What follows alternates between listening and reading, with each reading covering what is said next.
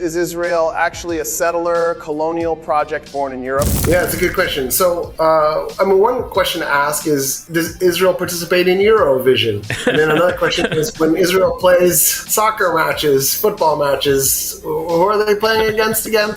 So it is obvious that it is a settler colonial project. The Ashkenazi are the leadership of it, and the Ashkenazi are, of course, Jewish Europeans. So at its heart, it is a European settler colonial project. Now, it's complicated and it's messy, because I think one of the things that's really fascinating to me is, if you're anti-Zionist, you're anti-Semite is the charge that everybody keeps throwing. And of course, the reality is there's no correlation between the two. They're completely unrelated, to the point where I guarantee you that the majority of American Zionists are anti-Semitic, that their support for Zionism is because they don't want Jews living in Europe and the United States, and they figure if there's an Israel, then the Jews are living in the Middle East, not in Europe and not the United States. And they also see it as an extra win, because then those Jews are killing Semites, because Palestinians are Semitic. And so it's like a double win. It's like Hitler's wet dream. He just, I got rid of the Jews from Europe and they're killing Semites. How could it be any better? And so at some level,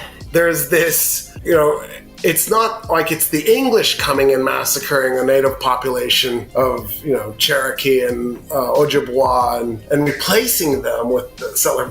They've ejected the unwanted part of Europe into the Middle East. And so in a strange way, the Israelis are kind of victims in this. They've accepted their victimization, but in a way they're fulfilling the anti-Semitic goals of Europe and the anti-Semitic goals of the United States. Having said that, their dream is to become Middle Easterners, and they want to eat falafel and couscous, and they want to have music that sounds like it's organically from the Middle East. And they've banned, or at least severely discouraged, the Jewish languages like Ladino and Yiddish from being spoken, because they want it to be Hebrew, because they think that makes them more organically and more authentically Middle Eastern. Do you think Israel is trying to erase its European identity to gain legitimacy in the Middle East?